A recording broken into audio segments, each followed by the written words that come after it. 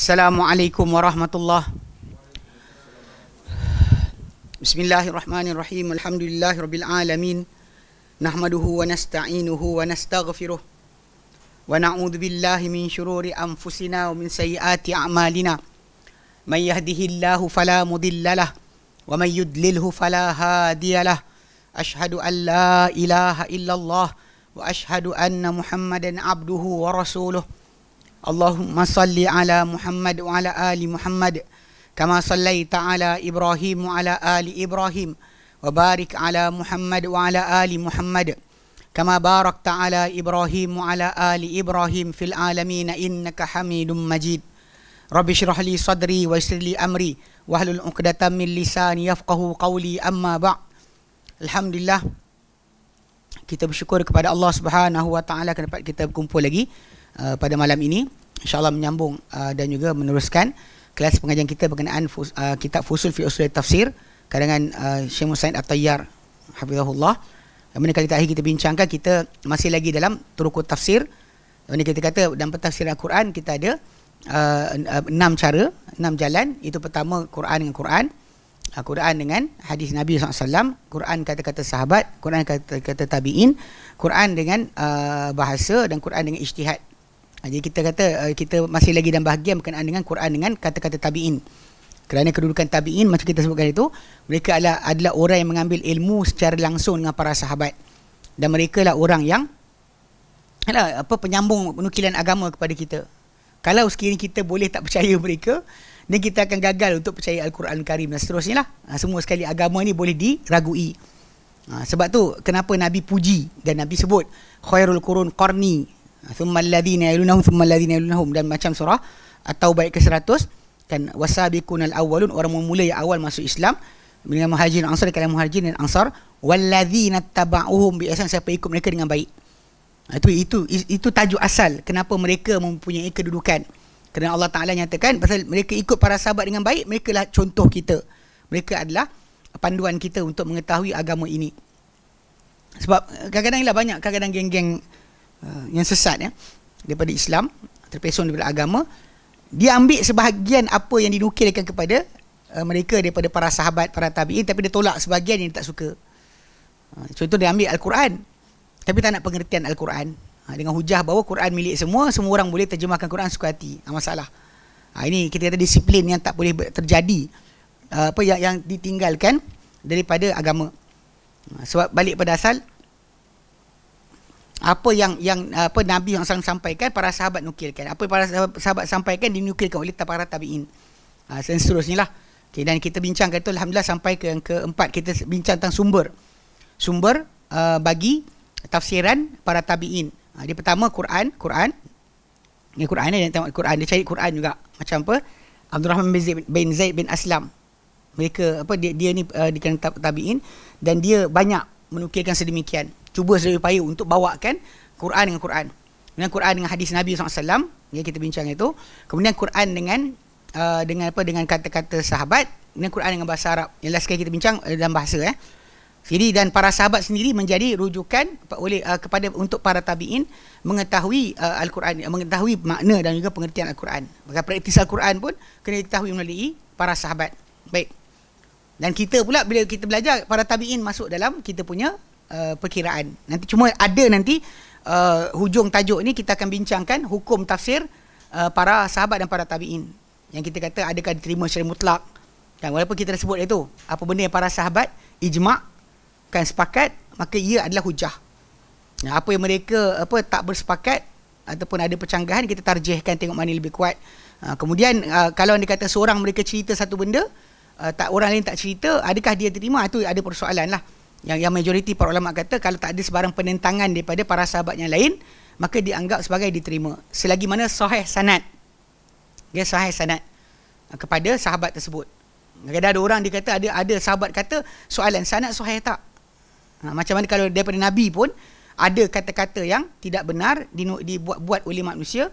Demikianlah para sahabat, demikianlah para tabi'in, demikianlah para ulama semua sekali. Itu yang kita kena ingat. Bukan semua nukilan. Kadang ada orang berhujah dengan nukilan, tapi dia lupa sebenarnya nukilan tadi boleh jadi sahih, boleh jadi tidak sahih, hatta daripada sahabat dan tabi'in. Okay, baik. Okay, hari ni kita masuk pada yang kelima, jalan ataupun sumber tafsiran para tabi'in. Yang kelima, khamisan, ahlul kitab. Ahlul kitab. Dia kata kana rujuk tabi'ina ila ahlil kitabi, kata aksara min ruju'i sahabati. Dia kata dahulunya perujukan ataupun merujuk para tabi'in kepada ahli kitab lebih daripada merujuknya para sahabat kepada ahli kitab. Dan kita nukilkan hari itu kan kata-kata Ibn Abbas radhiyallahu anhuma berkenaan dengan dia dalam mukadimah tafsir Ibn Katsir. Kita ada bacakan itu. Dia kata kenapa kalian tanya mereka tentang apa yang turun pada kita. Sedangkan mereka tak tanya pun pada kita apa yang turun pada kita. Kan? Sepatutnya tak ada kita tanya ahli kitab untuk memahami. Kalau setakat penceritaan tambahan kan, contoh macam nama-nama anak ke nama-nama isteri ke bagi para anbiya dan sebagainya, benda tu tak menjadi masalah. Tapi kita masih lagi stick kepada Quran. Macam bila orang Melayu kita kat Malaysia ni kan, dia buka Bible, kemudian dia baca tentang kisah Nabi Ibrahim, kemudian dia kata dalam Ibrahim AS ada satu lagi bini nama Keturah. Dan Keturah ni lah daripadanya datang Bani Melayu. Dia keluar kat Mekah tu. Kita ni anta ahli bait. Ana bukan ahli bait. Anta Ibrahim. Bongok betul. Adalah pula kan. Ana anta waktu keluar Ibrahim dibuatkan conclusion. Kita ni Keturah. Bani Keturah. Astagfirullahalazim kan. Itu masalah dia. Habis Cina bani apa? Ke Jepun bani apa? Ini kena jaga sikit sebab ini kita kata semua anak Adam tadi daripada semua bangsa dunia daripada Adam. Nah kita sibuk Bani Melayu je. Bani India nak mana kan? Ini masalah tau. Pada sudut asal ni benda ni yang kita kata cerita-cerita tu kadang-kadang orang kata cerita je ustaz apa masalah dia, tapi jadi i'tiqad. Siap buat Facebook, buat sekian apa benda entah nama entah apa, patriot lah apa benda nama kan, dia suka sebarkan ajaran-ajaran ni. Yang baru ni eskatologi menggelupur dia minta maaf kepada penyanyi kerana tuduh penyanyi tu bengkak muka, jatuh skateboard. Lepas tu dia kata ini serupa ikut Illuminati pas semua bengkak muka. Jadi dia pun kena kecam dengan netizen, terus minta maaf. Kami minta maaf. Dia kutuk para ulama tak minta maaf. Ini bagi syaitan dia panggil. Syaitan. Kan, untuk kutuk ulama tak ada hal. Ulama ni pun pengikut Dajjal. Tapi bila time artis punya panjang dia minta maaf.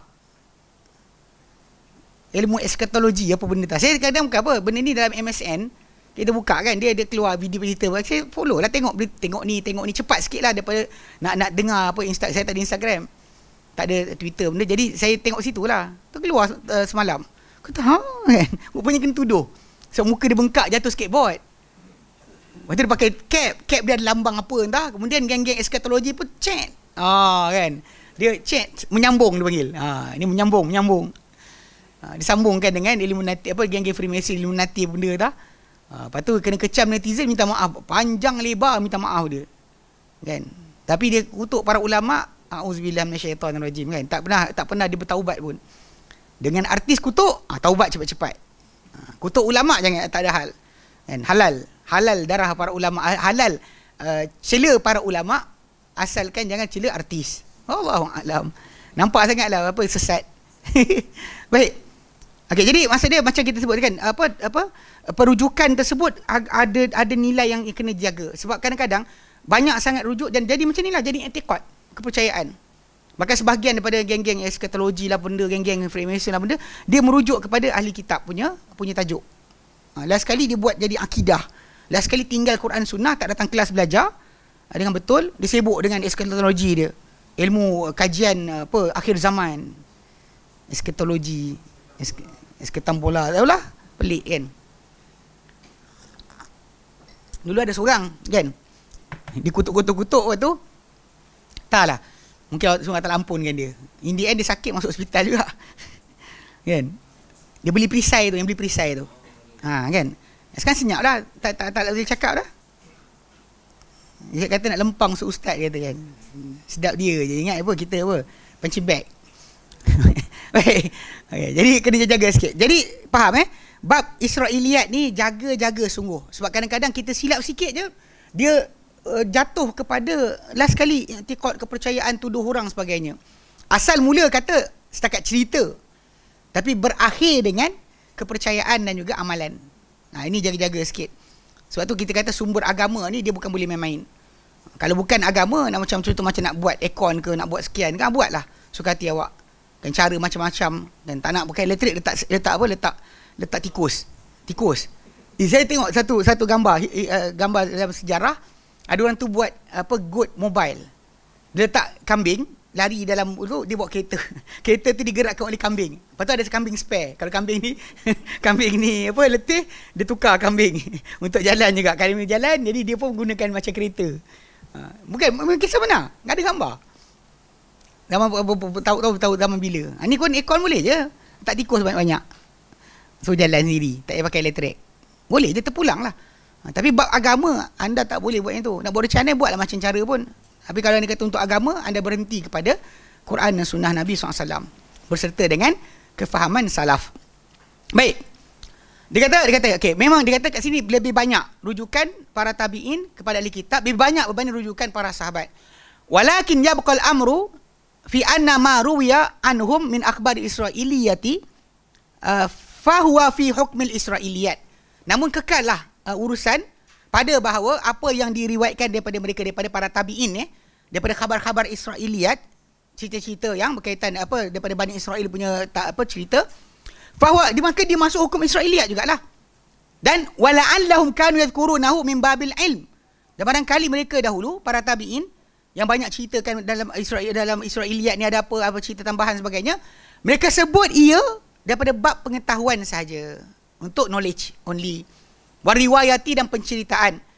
La min babit tafsir, bukan daripada bab pentafsiran Al-Quran.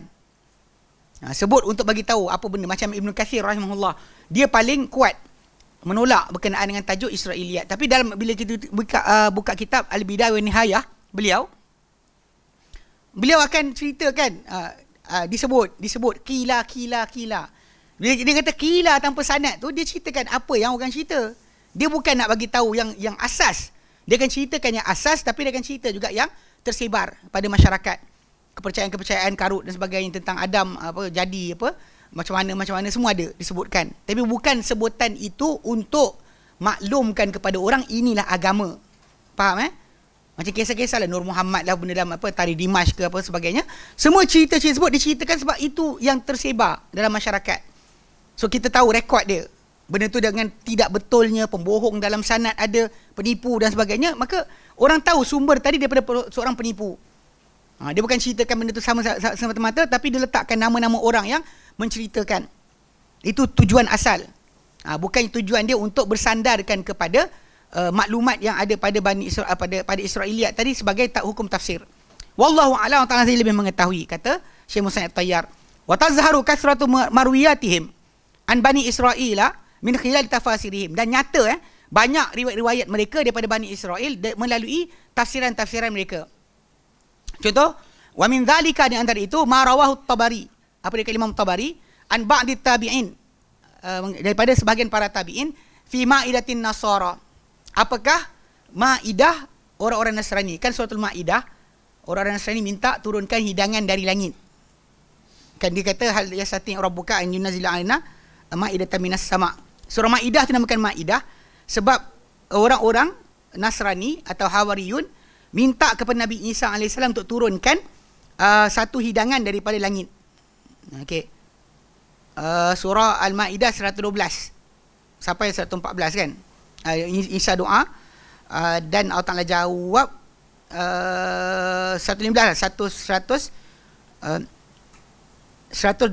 sampai 115. Kalau baca situ kita akan dengar lihat bagaimana kaum pengikut Isa AS minta turunkan hidangan dari langit. Kisah mak dia dapat kita tahu. Kita buka dalam surah Al-Imran kan.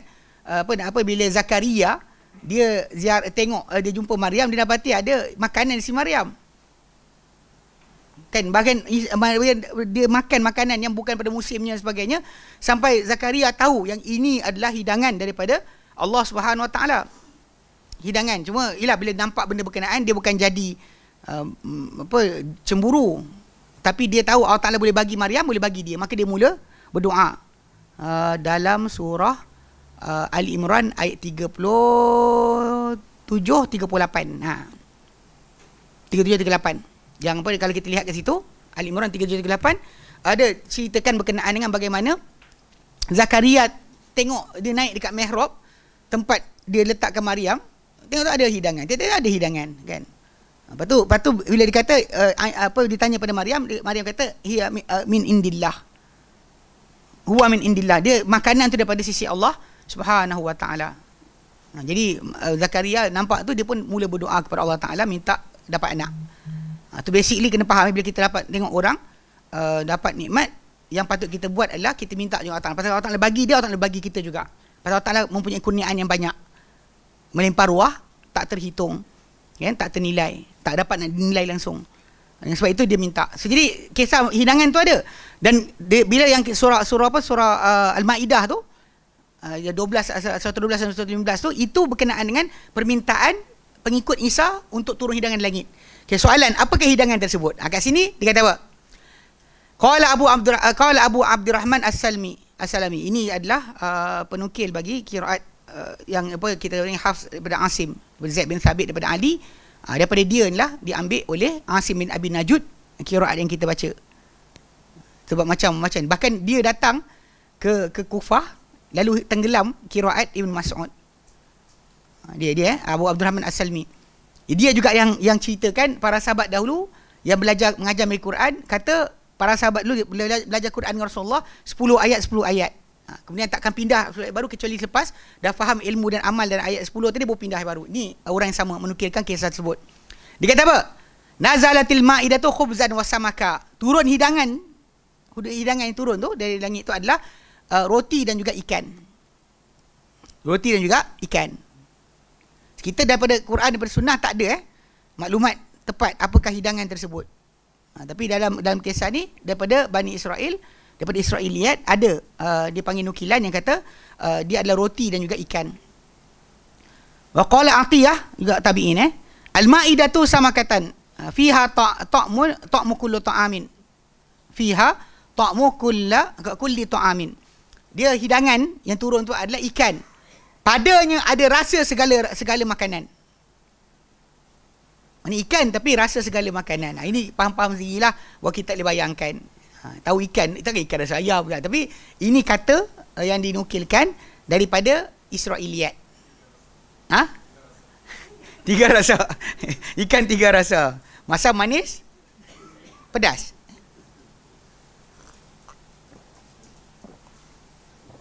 Ikan 3 rasa 3 tu kan? Masam, manis, masin. Masam, masin, manis. Bukan pedas. Masam, masin, manis. Masam, masin, manis. Ala kulli hal, itu contoh. Bila ayat 112, 115 surah Al-Maidah disebut tentang tentang Hawariyun minta Nabi Isa turunkan hidangan dari langit. Apakah hidangan tersebut? Tak ada daripada Quran dan Sunnah tentang maklumat berkenaan, tapi ada dinukilkan oleh sebahagian tabi'in daripada ahli kitab bahawa ikan dan juga roti ataupun ikan yang mempunyai rasa segala makanan. Wallahu alam. Tapi kita balik pada asal, ia bukan dari sudut masalah pentafsiran, bahkan nukilan untuk maklumat saja. Balik pada asal, mereka para tabi'in dan para sahabat Nabi SAW, para tabi'in para sahabat kita confirm lah, para tabi'in pun mereka tetap menjaga keaslian agama Islam ini. Maksudnya nukilan-nukilan datang pun taklah jadi orang ramai menyerbu kepada kitab-kitab terdahulu untuk mencari agama mereka. Dia cuma ceritakan benda ni untuk sampingan sahaja. Sebab hasil dia terjaga agama pada zaman mereka masih tersimpan. Adapun zaman kita sekarang ni menyerbu kepada kitab-kitab suci orang-orang lain, agama lain, last sekali jadi akidah. Terang kali ni, terang itu. Ada profesor pensyarah universiti saya tengok bercakap tentang perkara ni tanpa lapik kan. Dia ceritakan ni lah dalam Bible ada ni, dalam Old Testament dan New Testament, dan kitab Hindu, kitab Veda. Kalau bab berkenaan dengan bisyarat, tajuk bisyarat, berita gembira Nabi dalam kitab mereka, nama Nabi, tempat Nabi lahir dan sebagainya. Kalau ada, itu untuk membuktikan yang Allah Ta'ala nyatakan, orang yang macam surah Al-Baqarah ayat 146, Allah Ta'ala nyatakan, alladzina atainahumul kitab ya'rifunahu kama ya'rifuna abna'ahum. Orang kami berikan mereka kitab, mereka kenal dia, tu Muhammad ni, macam mereka kenal anak mereka sendiri. Untuk membuktikan tu, kita bawa beberapa cerita yang ada masih lagi dalam kitab mereka. Itu bukan masalah apa? Masalah kita percaya mereka. Tapi kerana Quran cakap, mesti ada. Ni faham Quran cakap mesti ada. Jadi belajarlah. Itu yang perbandingan agama kalau kita belajar. Sudut itu ya. Sudut untuk membuktikan Muhammad Rasulullah. Adapun belajar perbandingan agama, untuk mempercayai dan juga kata menghormati akidah orang, jawapannya tidak. Pasal kita mengakui benda berkenaan sama seperti kita mengakui kesalahan lah. 2 campur 2, jawapannya 4. Tapi orang tu percaya 2 campur 2 3 atau 5. Maka kita, kalau kita kata ya juga, kita membodohkan orang sebenarnya. Orang tu dah salah, kita biarkan dia salah lagi. Itu sebab kenapa pengakuan atau pengiktirafan agama tidak. Dia nak sembah, biarkan. Tapi untuk kita mengiktiraf, itu tidak sama sekali. Untuk kita meraihkan, apalagi hadir bersama, kan, beli keropok ke Maruku ke sama je, kan, itu mengarut, kan. Nak beli Maruku, belilah hari lain. Kok ia kan gila sangat nak makan, kan? Ada je. Tak, kalau dia beli pada hari lain, contohnya, kan, bukan hari perayaan, okey je. Pergi kat Little India tu, kan, cari makan mana Maruku sedap, pergi lah. Tapi pada hari kerajaan mereka, awak pergi terlibat sama, buat apa? Ini masalah yang kita kata tak ada sensitivity. Cuba kalau bapak dia, kan, orang tak setuju bapak dia bapak dia ketua kampung. Tapi orang tak setuju, tak hormat bapak dia. Agak-agak dia pergi tak orang tu punya kerajaan? Hatta parti politik pun, kan, cuba menang parti A, buat kenduri. Parti B datang tak?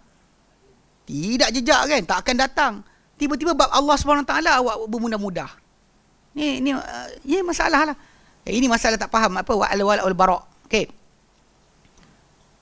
Dia ada pula orang sesat, dia kata ini adalah Saudi punya doktrin. A'udzubillah minasyaitonirrajim.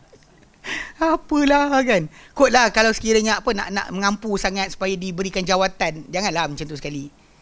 Kalau awak rasa macam kita nak guna jawatan, cara dia cakap benda orang musuh Islam suka supaya dilantik. Dibawa ke mereka syarikat ke, jadi penasihat agama ke. Kotlah suka sangat, kan.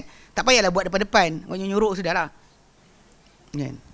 Pelik. Baik, keenam, al-fahmul ijtihad. Okay, antara rujukan para tabi'in dalam tafsir adalah kefahaman dan ijtihad. Ya, kefahaman dan apa mereka understand daripada ayat tadi dan dia ijtihad. Tapi ini semua selepas daripada awal lah. Kena ingat bahawa masalah faham dan ijtihad ni dia bukan nombor 1. Dia bukan nombor 1. Hatta para sahabat Nabi pun, bila ada penjelasan Nabi, takkan dia lari kepada penjelasan Nabi, buat penjelasan sendiri. Ni perangai dan sikap mereka. Tak ada nilai sebenarnya apa kita fikir, apa kita bayangkan di hadapan nas. Dan macam dalam kaedah kaedah usul fiqh, dia kata la ijtihad fi ma'radid dalil. Tiada ijtihad di hadapan pembentangan nas. Nas terang-terang, kita bagi ijtihad lagi, buat apa? Stop situ, stop at that point. Tu cara kita menghormati, memuliakan Quran dan Sunnah dengan cara tersebut. Ini dalil dah ada, kita masuk juga, kan. Nak godek juga.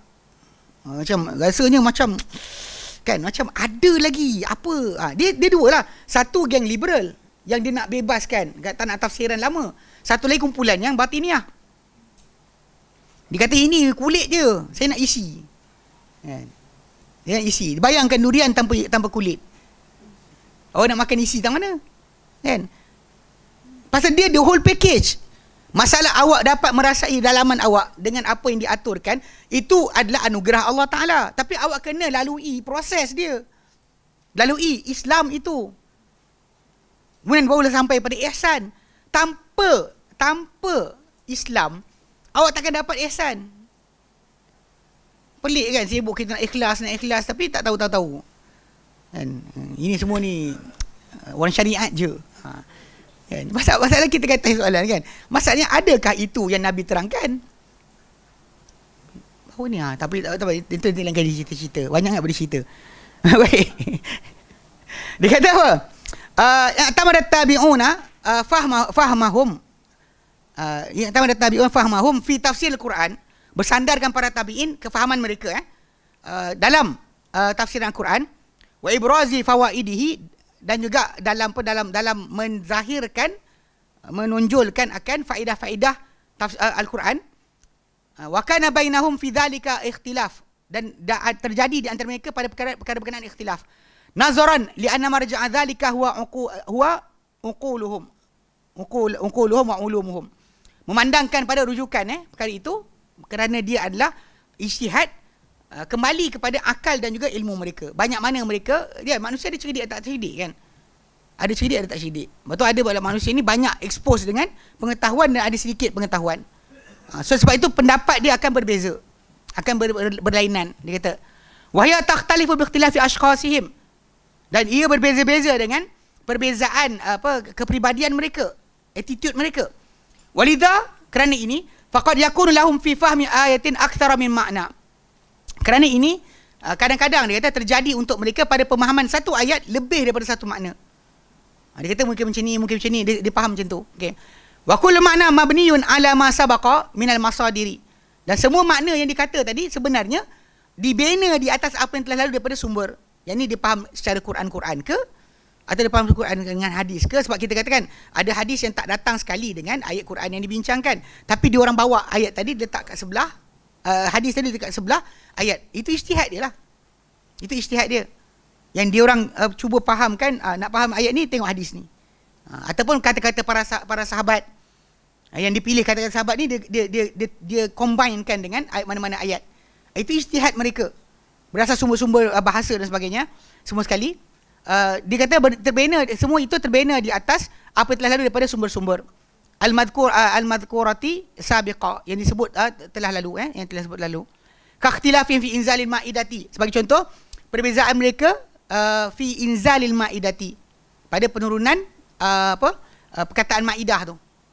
Letakkan maidah tu maksud dia apa? Tadi kan kita kata Abdul Rahman As-Salmi kata ia adalah ikan dan juga roti. Lepas tu daripada tabi'in yang satu lagi Atiyah kan, dia kata ikan, tapi ikan tu ada bermacam rasa. Dia kata yang tu. Ataupun dia kata waqtilafin fil quru', kan, quru' dalam suratul Baqarah ayat 223. Sekejap, rasanya 23. Sekejap, saya cek balik.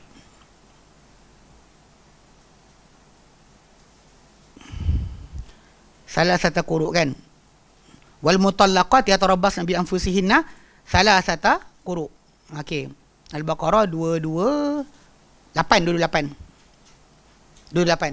Ya, apa quru' tadi? Saudara ada pendapat yang seorang kata quru' tu adalah haid, seorang yang kata quru' tu adalah suci. Okey, quru' haid atau quru' suci, sebab dia beza dia apa jadi? Perbezaan tersebut menyebabkan macam mazhab Syafi'i, bila wanita tu datang dia haid, habis dia jenis suci, datang je haid, dikira satu.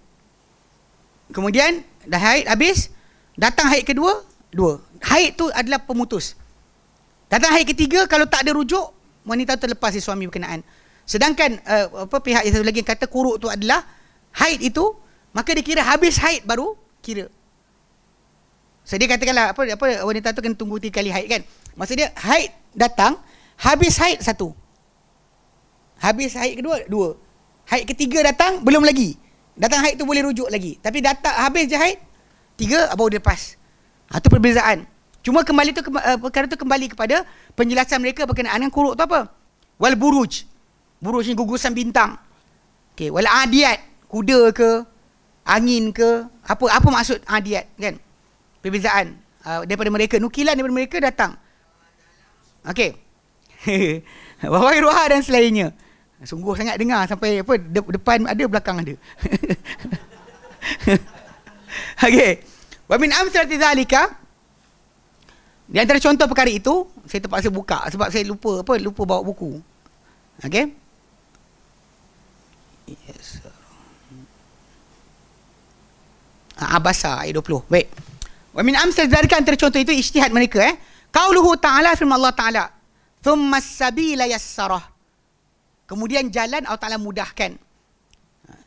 Thumma as-sabila yassarah, kan ikutkan kepada tajuk tu, dia mula dengan qutilal insan, celaka manusia ini, ma akfarah, apa alangkah kufurnya ia. min ayyi syai'in khalaqah. Tak pernah fikirkah dia daripada apa dia dijadikan? Min nutfatin khalaqahu faqaddarah. Daripada titisan air, Allah ciptakan dia, lantas Allah tentukan dia. Warna mata, mana penentuan kita punya genetik bermula daripada titisan air tersebut, bukan mula lepas tu. Bahkan air minum susu ke soya ke tak mengubah warna anak. Atau pasal orang kita kan suka macam tu, jangan makan ni nanti anak kau hitam, yang ni anak kau putih. Kan? Sedangkan ikut dalam Quran Karim, dia punya ketentuan tu adalah min nutfatin khalaqahu faqaddarah. Daripada titisan air Allah jadikan, lantas Allah tentukan warna mata, warna rambut, jenis badan, kan, apa lagi, warna kulit, kebarangkalian kencing manis, kebarangkalian semua sekali ada, siap-siap dah. Kan? Kemudian Allah kata thumma sabila yassarah.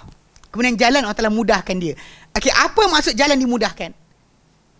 Pasal lepas tu thumma amatahu fa akbar, Allah Taala matikan dia, Allah Taala kan kuburkan dia, kebumikan dia. So jadi bila sebut tentang sabila yassarah, apa sabil tadi? Qala Suddi, berkata As-Suddi wa Qatadah, dan juga Qatadah bin Di'am As-Sadusi, yang murid Ibn Abbas, dia kata yassara khurujahu min batni ummihi. Allah Taala mudahkan keluarnya anak tersebut daripada perut ibunya. Itu dimaksudkan yassarah, jalan keluar dia dimudahkan. Okey.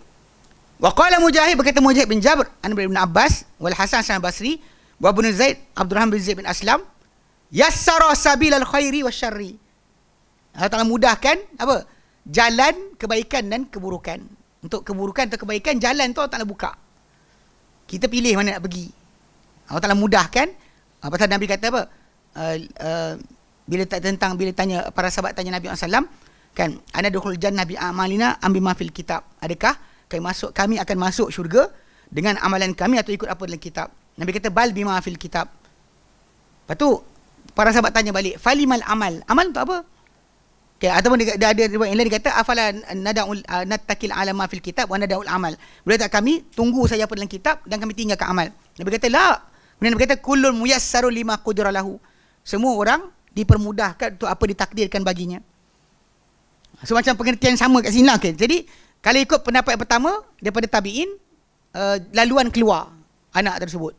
So, kalau kita bincang dari segi sudut biologi, kan, atau ilmu janin, kan, perbincangan berkenaan masalah kelahiran anak, tulang pinggang wanita tu boleh terlonggar untuk keluar anak. Cara Allah Taala berjadikan hormon badan dia bertukar sebagainya, memudahkan untuk anak tu keluar sebenarnya. Cuma zaman sekarang ni wallahu alam lah. Saya tak ajak tengok cerita Tamil, tapi ada cerita Tamil best, kan. Nah, dia buat berkenaan dengan kejadian di India, bagaimana cara pertukaran perubatan. Apa cara zaman dulu, orang akan sibuk lahirkan anak cara normal lah. Okey, kemudian bila nakkan banyak duit, so jadi hospital akan cuba untuk potong cesarean tu sebagai jadi benda modus operandi yang biasa. So daripada lahir murah jadi lahir mahal. Wallahu a'lam, ni tuduhan lah. Ni cerita Tamil. Siapa nak marah tengok cerita marah cerita Tamil tu. Dia tunjukkan itu. Dia kata dia waktu sembang orang jahat tu kata apa? Sekarang semua sekian-sekian, dia kata dah satu masa nanti bedah tu adalah benda biasa. Lahir beranak normal tu yang orang pelik. Tahun 80-an tu, 70-an, kalau orang kena bedah, bedah aku. Semua cakap, boleh ke, kan? Mana beranak normal tu normal. Beranak bedah tu pelik. Sekarang ni beranak normal ke? Normal. Kan? Faham tak? Dia terbalik, kan? Allah alam. Jadi jangan tuduh doktor-doktor Illuminati ikut dajal pula. Ini buat keuntungan duit, bukan kena dajal. Kan? Tokek kedai pun biasa buat pengajian tak senonoh.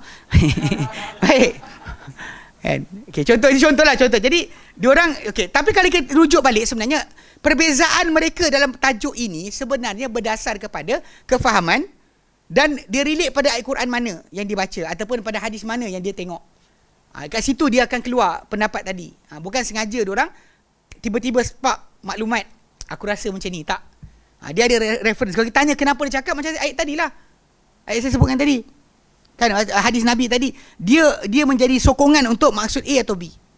Ya. Baik. Misalun akhar, contoh lain dia kata apa? Qala Ibn Jarir, berkata Ibn Jarir At-Tabari, haddatsani Yunus, telah cerita kepadaku Yunus guru dia. Qala akhbarana Ibnu Wahbin. Telah cerita kepada kami Ibnu Wahbin qala Sani mana haddatsani Yaqub bin Abdurrahman Az-Zuhri. Qala dia kata sa'altu Zaid bin Aslam. Aku tanya Zaid bin Aslam an qaulillah mengenai firman Allah Taala wa ja'at sakratul maut bil haqq. Datanglah sakratul maut dengan kebenaran. Ayat ila qauli wasaikum wa syahid. Okey. Kejap elok kita tengok kot sekali. Supaya nampak sikit. Okey. Sebab dia kalau tak nampak ayat tu nanti kita akan ni. Surah Qaf ayat yang ke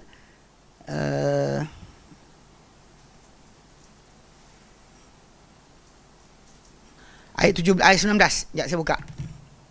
Qaf 19 supaya tengok kita nampak direct susunan tafsiran ayat berkenaan. Sebab kat sini dalam tajuk ni ada pendapat-pendapat mereka tadi dia reference lah pasal dia macam berbual tau. Perbualan antara tabi'in tadi, tabi'in A kata sekian, tabi'in B kata sekian, tabi'in B kata sekian. Seorang ni tanya soalan, dia tanya memula sekali Zaid bin Aslam. Tentang maksud ayat ini, apa maksud dia. So timbul tajuk Sekejap, kita pergi dulu. Surah Qaf, ayat 19. Start ayat 19. Siapa dah tak datang kelas, tak nampak lah. Kita tayang apa? Kita tak nampak?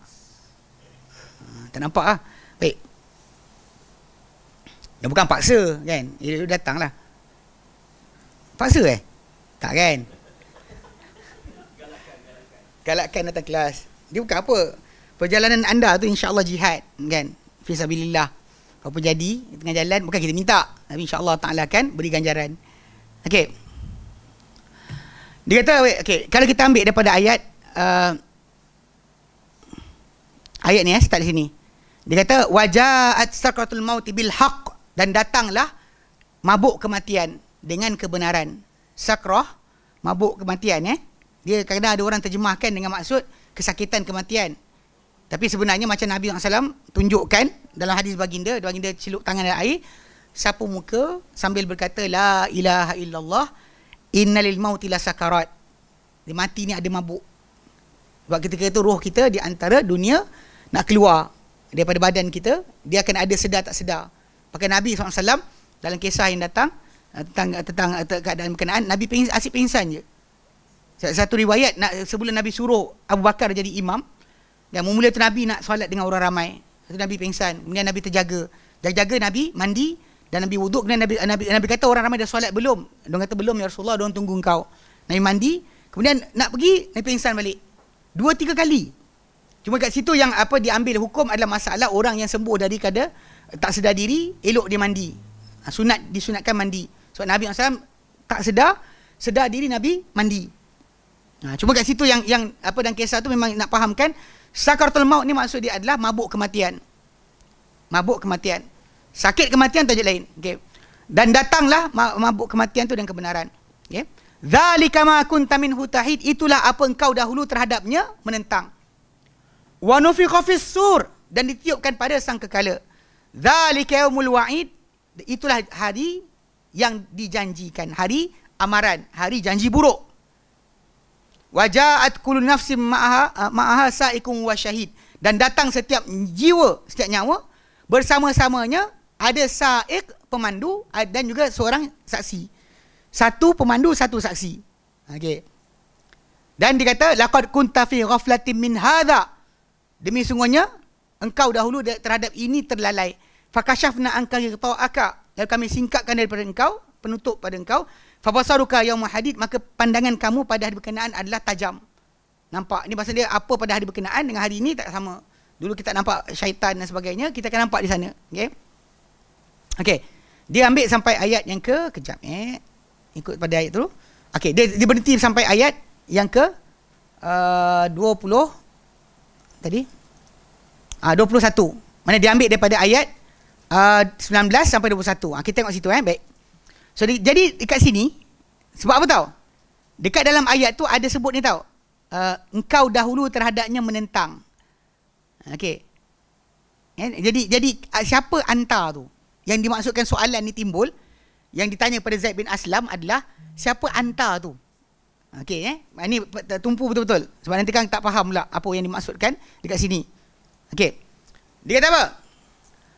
Dia kata jadi Yaqub bin Abdul Rahman Az-Zuhri kata, aku tanya Zaid bin Aslam, mengenai firman Allah Taala, waja'at sakratul maut bil haqq, kan? Datanglah mabuk kematian itu dengan kebenaran. Zalika ma kunta minhu tahid, kan? Itulah engkau dahulu terhadapnya menentang. Wa nufikha fis sur, dan tiupkan pada sangkakala. Fadzalika yaumul wa'id. Itulah hari yang dijanjikan. Kan? Waja'at kullu nafsin ma'aha sa'iqun wa syahid, dan akan datang setiap nyawa bersama-samanya ada sa'iq, tukang heret seorang, satu, dan saksi satu. Kata Yaqub bin Abdul Rahman Az-Zuhri, faqultu lahu may yuradu bihadha, siapakah dikehendaki dengan ini? Mana ayat ni kunta tu, siapa anta dekat sini? Ni Allah Ta'ala ucapan dalam ayat ini ada ucapan engkau dahulu terhadapnya menentang. Okay, siapakah anta ini? Faqala, maka Zaid bin Aslam berkata, Rasulullah sallallahu alaihi wasallam. Tuan-tuan macam terkejut kan? Dia cakap kan, dia kata, faqultu lahu, maka Yaqub bin Abdul Rahman kata, Rasulullah. Sebab ayat tu kan, saya ulang balik. Dia apa? Dia sebut apa? Dzalika ma kunta minhu tahid. Datanglah sakaratul maut dengan kebenaran, itulah yang engkau dahulu terhadapnya menentang. Okay, ni pegang situ Jadi anta ni siapa? Nanti bawah ni ada anta lagi. Engkau dahulu terhadap ni lalai. Okey, Nabi kami singkap pada engkau. Siapa engkau dalam ni?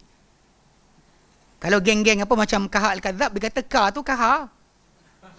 Betul. Saya tak tipu, Memang itu kepercayaan dia macam tu. Dengan pengikut dia punya jahil kan. Bismillah. Saya boleh tanya, mana lantikan dia sebagai utusan Tuhan? Tahu dia kata apa? Yasin wal Qur'anil Hakim, innaka laminal mursalin. Yasin kan, demi Quran yang amat bijaksana. Innaka, ka tu kaha lah. Ka. Kita macam pahal Muhammad ni kan. Tapi ni kena faham, bila orang sesat ni dia banyak jenis. Dia ada sesat pandai, ada sesat bodoh. Itu terus terang cakap, ni tak payah ni, tak payah berlapik. Kadang-kadang kita berlapik-lapik sangat, kata macam Ustaz, terima aku terbangang nak cakap macam mana? Kalau dia tahi tu busuk, takkan dia kata wangi pula. Kalau bodoh, kita bodoh lah. Cuma ka tu kaha, itu yang dia terkena tu. Bila pakai ayat ka je. Macam ni lah, macam sekarang ni, Zaid bin Aslam bila dia kata ka tu Rasulullah, anta dalam ayat ni Rasulullah. Jadi Yaqub bin Abdul Rahman dia kata kan dia kata Rasulullah, sebab ayat ni datang dengan itu engkau terhadapnya dahulu menentang. Kan ini masalah pasal kita kata aplikasi kepada Rasulullah SAW. Maksud ni akan jadi masalah. Okay, dia kata sini. Dia siap, okay, dia kata apa? Matun kiru. Zaid bin Aslam kata lagi, engkau tak setuju apa pasal? Apa yang kau tentang? Apa yang kau tak setuju? Qala Allah Azza wa Jalla. Kan? Allah Ta'ala firman dalam Quran, kan? Alam yajidka yatiman fa'awa. Surah Duha Okey. Dia kata adakah tidak kau dapat, adakah apa dia kata? Adakah tidak kau dapati alam yajidka, bukankah dia Allah Ta'ala dapati engkau yatiman, seorang anak yang yatim. Fa'awa, maka dia sediakan tempat tinggal untuk engkau. Tak terbiar. Ada seorang demi seorang take care, jaga. Yang mula mak, kemudian tak ada mak, pak atuk tak ada, pak saudara, one by one. Sebab kena ingat, masalah bila orang nak bela kita, nak jaga kita, suka kita, benci kita, menyampah kita atau tidak, semua tak aturan Allah Subhanahu Wa Taala. Bukan sebab kita pakai cincin sekian, bukan kita amal sekian, bukan sebab tak. Ada orang kadang-kadang kaya, orang menyampah, tak suka. Kan? Ada orang miskin tapi orang sayang dia. Benda-benda macam ni bukan kita yang susun. Ni aturan Allah Subhanahu Wa Taala. Tak payah carilah air bumuh mana pun, tak guna. Cici kokak ke benda kan, tak payah. Tak ada memberikan nilai apa-apa. Jadi Allah Ta'ala kata bukan dia dapati engkau. Ni masalah. Zaid bin Aslam dia faham ayat tadi dengan cara ni. Dia buka kepada kepada tajuk ni kan. Tajuk kenapa dia kata dalam surah Qaf tu Muhammad juga yang anta tu. Sebab dia kata kau tak dengar ke? Dia kata apa masalah dia? Allah Ta'ala firman Al-Quran surah Ad-Duha, alam yajidka yatiman fa'awa, bukankah dia dapati engkau yatim, lalu dia disediakan tempat tinggal. Wa wajadaka dhallan fahada, dia dapati engkau sesat, lalu diberi hidayah. Mana macam dia kata Nabi pun sesat dulu. Benda ni controversial. Saya ingat dulu ada seorang ustaz, dia sebut tajuk ni, jelaskan ayat ni. Mungkin kalimah dia pakai tu agak Wallahualam, rasa saya dia tak ada masalah cara penjelasan dia. Tapi lepas tu datang geng-geng sebut yang betul ke tak betul? Geng asbodo. Okay. Dia bantai ustaz ni, kata ustaz ni kata Nabi sesat. Allah Taala maksud dia macam ni. Pasal Allah sebut dalam Quran tentang apa? Contoh dalam ayat lain.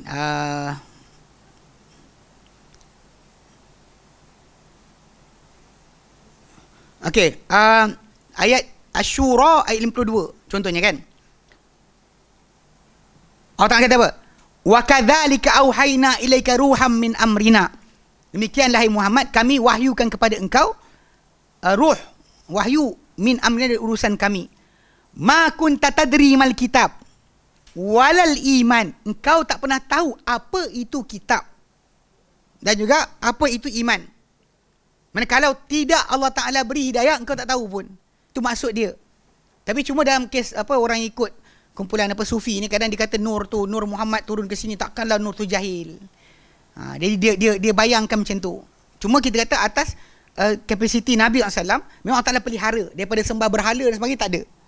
Kalau Ta'ala boleh jadikan Abu Bakar tak pernah sembah berhala sepanjang hidup dia, maka apatah lagi Nabi. Kalau Allah Ta'ala jadikan Uthman bin Affan tak pernah minum setitik arak pun kita zaman jahiliah, apatah lagi Nabi SAW.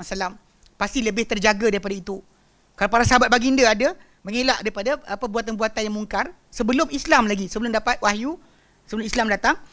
Kalau para sahabat ada macam tu, Nabi lebih dijaga lagi. Kalau Ta'ala dah tutup Nabi SAW, atau dan kisah sirah yang masyhur kan, Nabi teringin untuk pergi kepada kerajaan orang-orang musyrikin, tapi Allah Ta'ala jadikan baginda tertidur sampai tak boleh pergi. Ini berkali-kali lah Allah Ta'ala pelihara baginda. Cuma tidak tahu agama tu ya. Tidak tahu apa itu kitab, apa itu iman. Allah Ta'ala firmankan. Nak beritahu pada kita bahawa kalau bukan kerana, sebab kadang-kadang ada orang tu dia katalah Nur Muhammad ada sekian-sekian, takkan Nur tak ada nak tak tahu. Mesti lahir-lahir tu dah tahu dah. Tak pernah tak tahu. Itu salah lah. Sebab kat situ ada beza makhluk dengan khalik. So Allah SWT dia khalik. Dia ilmu dia tanpa ada diawali dengan tak tahu. Sedangkan Nabi Muhammad SAW sebagai makhluk, dia mesti diawali dengan tak tahu. Sebab tu ada kejadian-kejadian kita macam kita cerita tu, macam kita sebut berkenaan dengan geng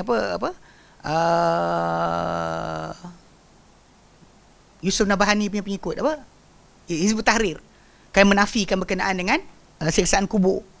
Kan memang dalam hadis kadang-kadang kalau kita baca, Nabi mulanya memang kata tak ada. Kemudian tak lama lepas tu Nabi kata ada. Mana ilmu Nabi macam tu. Daripada tak ada kepada ada, tak tahu kepada tahu. Bukan Taqiyuddin Nabhani. Yusuf Nabhani Taqiyuddin tak? Kita ikut Hizbut Tahrir ingat. Taqiyuddin Nabhani kot. Mungkin Yusuf Nabhani mana satu tak ingat. Adalah kumpulan-kumpulan orang juga. Tapi cerita-cerita kan, masa dia orang nafikan tentang azab kubur tu, kat situ kita dapat belajar. Macam Nabi sendiri pernah dalam hadis-hadis yang lain ditanya oleh Yahudi, ditanya oleh seorang Yahudi kan. Ada dua kata Abdullah bin Salam tanya beberapa soalan tentang bila bumi tukar bumi yang lain, kan? Langit tukar langit yang lain, manusia duduk kat mana? Kemudian siapa yang mula sekali lintas masuk syurga? Kemudian apa makanan ahli syurga yang pertama? Kan disebutkan, dia tanya yang tu. Nabi SAW ketika dia tanya soalan tu, sampai soalan terakhir sekali, Nabi tanya tau. Nabi tanya dengan dia, adakah manfaat pada engkau? Aku jawab. Dia kata aku dengar telinga aku. Dia tak kata nak masuk Islam pun. Tapi Nabi ketika tu pegang kayu, Nabi cocok-cocok kat tanah. Kan? Aku nak tanya kau satu soalan yang tak tahu kecuali seorang Nabi atau seorang dua manusia saja. Nabi cucuk kat tanah kayu tadi, sebenarnya Nabi menunggu wahyu. Tunggu wahyu.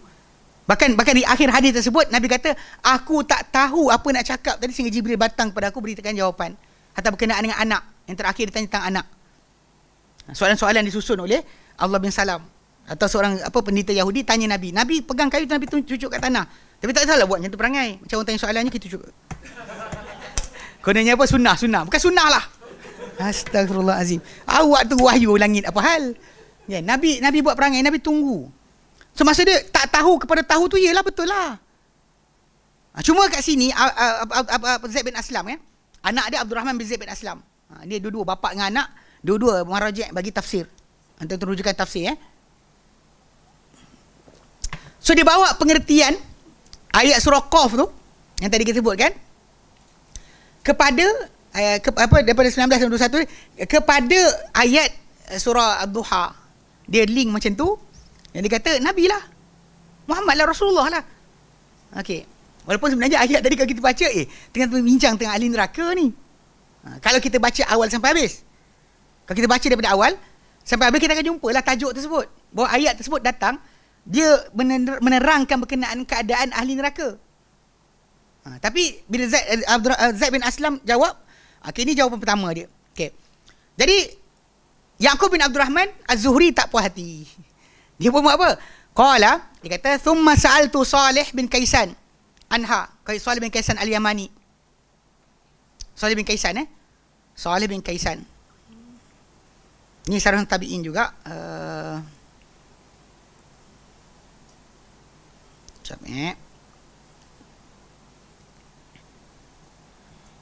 Hantar apa? Bukan. Ni Taus bin Kaisan Al-Yamani. Taus bin Kaisan Al-Yamani. Salih bin Kaisan ni Al-Madani Ad-Dawsi Al-Ghifari. Al-Ghifari maula pada Bani Ghifar.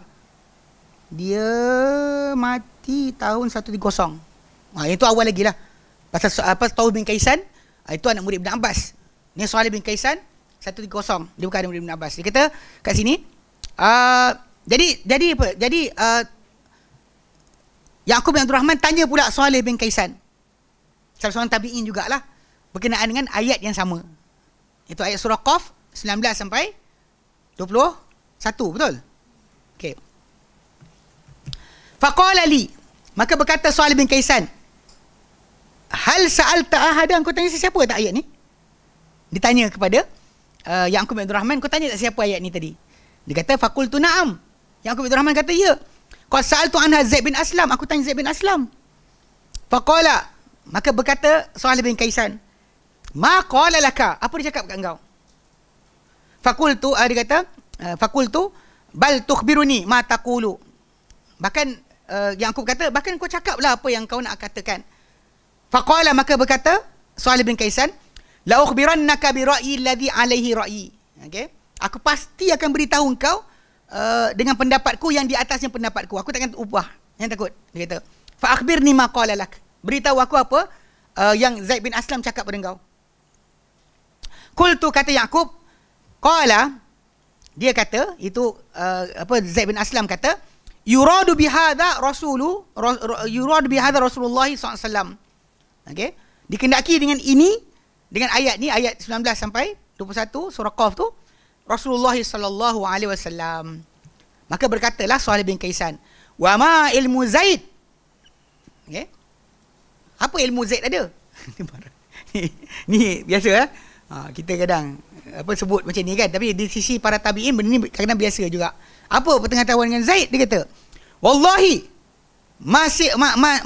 masinna aliyatan wala lisana wala ma lisanu ma sinna aliyatun wala lisana fasihun wala ma'rifata bi kalamil arabi. Dia kata, apa ilmu Zaid ada? Demi Allah, tidak umur dia tinggi. Umur dia bukan umur yang lanjut, bukan orang tua. Tidak juga lidah yang fasih. Tidak juga pengetahuan tentang kalam Arab.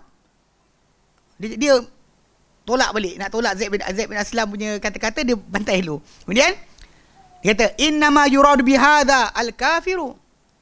Dikenaki dengan ayat ni, ayat surah Qaf tu kan, zalika ma kunta minhu tahid tu, anta tu siapa?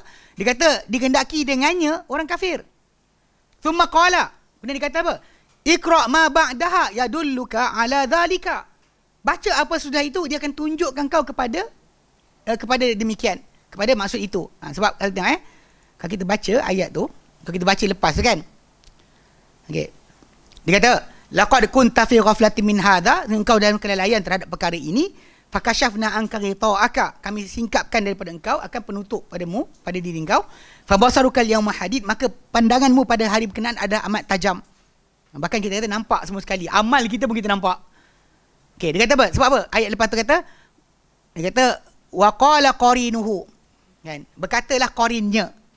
Qarin dia yang ini adalah malaikat. Hadza ma ladayya atid. Inilah di sisiku, ya Allah, sangat apa? Berdegil menentang. Ini adalah di sisi aku sangat degil menentang. Maka Allah Ta'ala perintahkan alqiyah kepada dua malaikat tu, alqiyah fi jahannam kulla kaffarin anid. Lemparkanlah kamu berdua dalam jahannam tu setiap yang kufur lagi degil menentang. Manna'il lil khairi mu'tadin murib. Menghalang terhadap kebaikan, melampau. Lagi ragu-ragu. Allazi ja'ala ma'allahi ilahan akhar, yang jadikan bersama-sama Allah Tuhan yang lain. Fa'alqiyahu fil azabis syadid, maka lemparkanlah dia, kamu berdua lemparkan dia dalam azab yang keras. Nampak tak? Perbualan tu menjurus kepada yang ditujukan dengan kunta tu adalah kafir. Dia kata, bahkan qarin dia yang jin pula kata apa? Qala qarinuhu, berkata qarin dia yang jin, Rabbana ma atghaituhu, aku tak pernah melampau pada dia, wahai Tuhan, walakin kana fi dhalalim ba'id, tapi dia ni dalam kesesatan yang jauh. Allah Ta'ala kata, qala la takhtasimu ladayya, yang kalian berbalah di sisiku. Wa qad qaddamtu ilaikum bil wa'id, aku telah pun kemuka kepada kamu semua, jin ke manusia, dengan amaran. Nampak tak? Dia qarin satu malaikat, satu qarin jin. Qarin malaikat kata ni yang degil sekali, ya Allah. Qarin yang jin pula kata, ya Allah, aku tak pernah pun kata sekian. Dia yang memang sesat. Aku tak sesatkan sangat pun.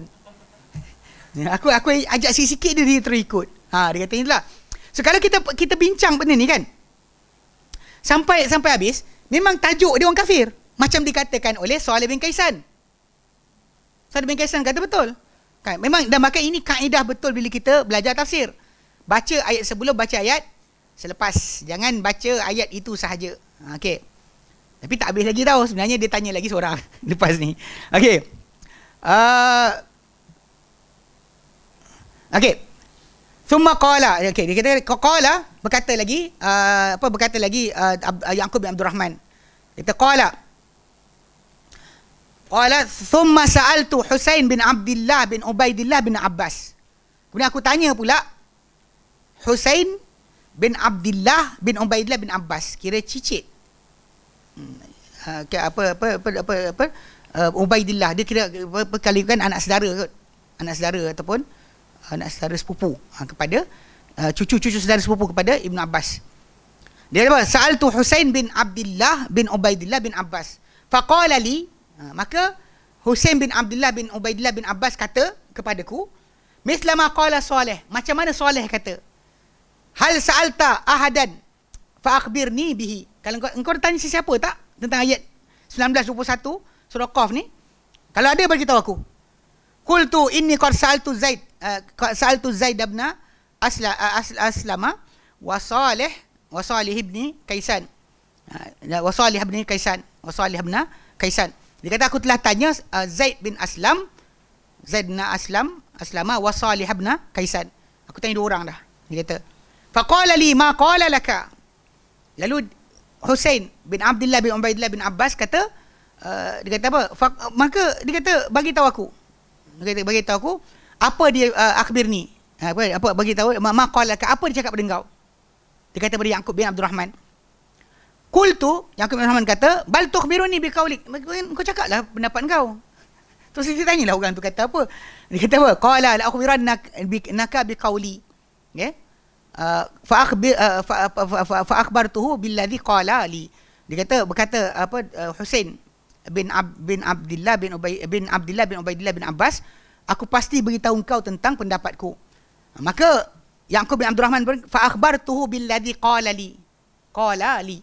Maka aku beritahu dia apa yang dikatakan oleh mereka berdua kepadaku, iaitu apa dikatakan oleh Zaid bin Aslam dan apa dikatakan oleh Suhaib bin Kaisan.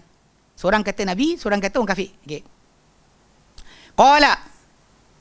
Qala ukhalifuhuma jami'an. Aku canggahi dua-dua sekali. Okey.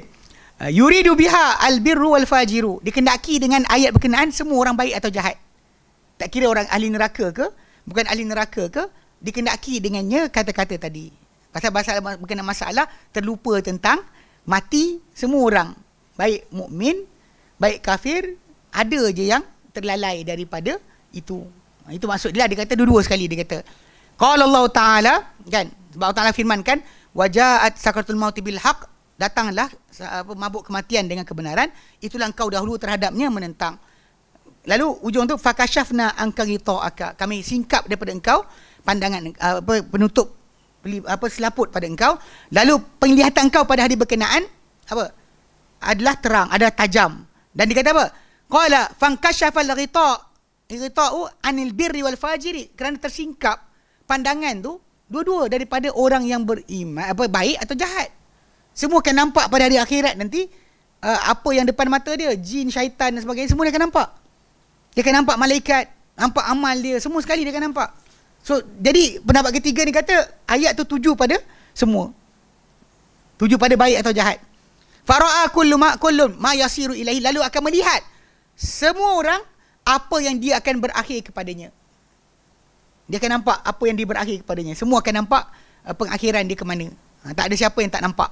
Sebab tu orang yang beriman akan bergembira, dan orang yang kafir ataupun yang jahat akan bersedih, akan menyesal. Itu pada hari tiada penyesalan. Tak ada guna penyesalan. Okey? Baik.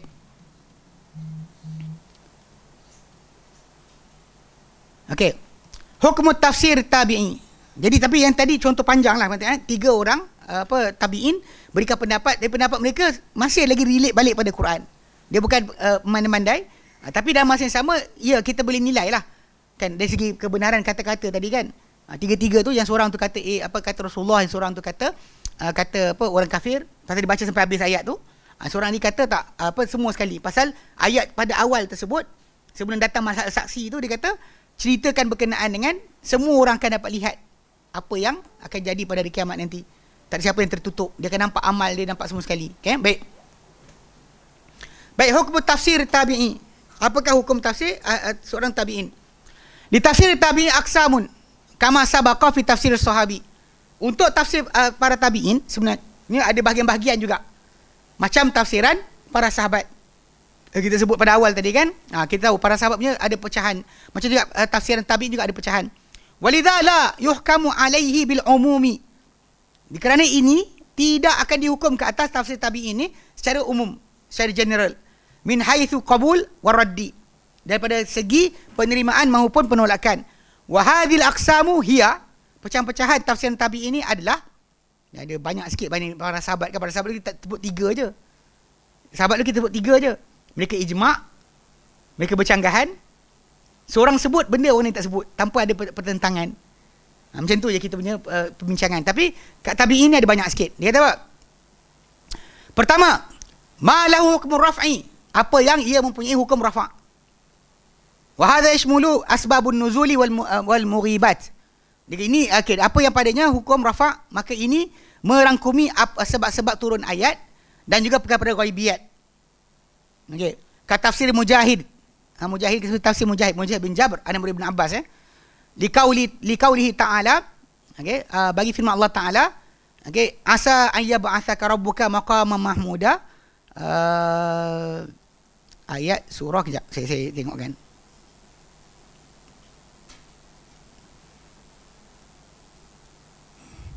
Kalau ada buku tu mudah sikit. Dia yang cetakan lama dia tak tulis. Al-Isra ayat 79. Al-Isra 79 Wa minal laili fatahajjad bihi nafilatan laka. Dan pada waktu malam tahajudlah, bangunlah ibadat kan, selepas tidur kan, nafilatan laka, dia tambahan bagi engkau hai Muhammad. Asa an yab'atsaka rabbuka, moga-moga Tuhanmu bangkitkan untukmu maqaman mahmuda, kedudukan yang terpuji.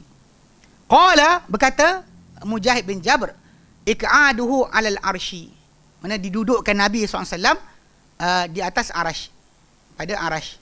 Ini akan timbullah geng-geng yang tak puas hati, kata apa sekian ni, pasal ni riwayat ini daripada kata-kata tabi'in pada masalah ghaibiyat kan. Walaupun ada kata berkenaan dengan maqam mahmuda tu adalah syafaat kan, yang mana Nabi disebutkan berkenaan dengan tajuk syafaat kubra. yang Nabi katakan, yang kita doa lepas daripada wa ba'athul maqama mahmud alladhi wa'attah tu, dalam doa lepas azan. Jadi apa, datang sebutan tu ada berkenaan dengan tafsiran dia, ada 2-3 tafsiran. Ini salah satu tafsiran berkenaan tempat terpuji tadi. Iaitu kedudukan terpuji. Kata dudukan pada arash. Okey, fa mithlu hadzal qawli la yuqbalu. Okey, tapi dia kata seperti contoh kata-kata ini tak diterima. Li'annahu min qabilil marasil, kerana dia termasuk daripada sudut mursal. Mursal di mana seorang tabi'in kata Nabi sabda, ataupun dia sebut tentang apa yang berlaku pada Nabi SAW sebagainya, sedangkan dia bukan sahabat. Jadi pada sudut macam ni, dia kata masalah, dia kata tolak. Wal marasil, dan mursal-mursal ni, hadis mursal la tuqbalu fi mithli hadzal infiradi, tidak diterima pada bersendirian macam ni. Kalau dia seorang cerita, maka tak diterima. Dan kebetulan kita ada hadis yang Nabi sebutkan berkenaan dengan maqam mahmudah tu adalah syafaat kan, di hari akhirat nanti. Amma idza ajma'u, adapun apabila mereka bersepakat alaiha, ke atasnya, fa inna fi hukmi ma ajma'u alaih, maka ia pada hukum apa mereka sepakat terhadapnya. Kalau pada ini Mujahid bin Jabr cakap seorang-seorang tapi macam dia kata benda ghaibiyat, tapi masalahnya dia bukannya sahabat. Dia bukan sahabat. Bila sahabat dia ada hukum lain. Hukum apa benda-benda ghaibiyat pada tabi'in tadi tak seperti para sahabat. Okey, baik. Kedua, ma raja'u fi ila ahli kitabi, apa mereka rujuk pada dalamnya kepada ahli kitab. Dia kata wa hadza lahu hukmul israiliyat. Ini ada hukum israiliyat. Kalau bertentangan dengan Quran dan hadis maka tertolak. Kalau bersepakat dengan Quran dan hadis diterima, tapi bukan dijadikan pun dalil. Tapi kalau dia kata didiamkan, maka dia dikira sebagai benda-benda tambahan yang kalau diceritakan pun kita tak perlu percaya, tak perlu tolak. Tak perlu percaya, tak tolak. Macam kes Bani Keturah. Tadi kan, tak ada Nabi tak sebut, Quran tak cerita. Yang Quran cerita ada 2 je. Kan, satu Bani Israel, Bani Ismail, Bani Ishak, keturunan Ishak dan keturunan Ismail, dia anak Yakub, anak Ibrahim alaihissalam. Jadi bincanglah Bani Keturah, kan. Tahu masalah. Tuan-tuan kita anak keturah siapa? Dia tak ikut mak. Dia ikut kepada anak kan. Sebab tu Bani Ismail. Kan, Bani Israel dia bagi ikut kepada bapa, bukan pada mak. Kalau tidak kita sebut Bani sepatutnya kita sebut bukan Bani Keturah lah. Kita sebut Bani apa? Macam Arab tu Bani apa? Bani Hajar. Yang seorang tu Bani Sarah. Sepatutnya lah. Kalau jadi Bani Keturah, kena Bani Sarah dengan Bani Hajar lah. Bani apa? Bani Hajar. Pernah guna tak pakai? Tak ada lah. Baik. Ketiga, ma'ajma'u alaihi wa hadha yakunu hujjatan. Okay, apa yang mereka sepakat terhadapnya, maka ini jadi hujah. Macam para sahabat punya kisah tadi sebutkan. Keempat, makhtalafu fi, apa mereka bercanggahan padanya. Yang para sahabat macam ni juga, cuma kita tak sebut tadi yang ni atas ya. Yang atas 2 tadi kita tak sebut. Yang mereka ceritakan benda ghaibiyat dikira marfu', diterima. Ahli kitab kembali pada kedudukan hukum ahli kitab. Mereka sepakat dikira sebagai ijma' kan. Kemudian mereka bercanggahan padanya. Keempat, makhtalafu fi, apa mereka para tabi'in bercanggahan padanya. Wa fi hadzal qismi, pada bahagian ini, la yakunu qawlu ahaduhum hujjatun 'alal akhari. Pada seperti ini, bahagian ni tidak menjadi kata-kata seorang mereka hujah ke atas orang yang lain. Tak boleh kita kata seorang ni kita kuatkan ke atas orang ni. Ini lebih dipercayai, tak ada. Dia sama saja. Wa yu'malu huna bil murajjihat, maka akan dilaksanakan di sini dengan pentarjihan, kaedah-kaedah pentarjihan allati sataridu fi qawaid tarjih, yang akan datang nanti pada kaedah-kaedah pentarjihan. Nanti hujung buku ni ada tajuk khas berkenaan dengan kaedah pentarjihan. Itu pun lepas kita belajar berkenaan dengan ikhtilaf. Khilaf yang ada pada mereka tu khilaf betul ke bukan khilaf betul. Okey, baik Yang kelima, ayarida an ahadihim, bahawa datang daripada seseorang mereka, an ahadihim wala yu'lamu lahu mukhalifun, dan tak diketahui untuknya sebarang penyanggah.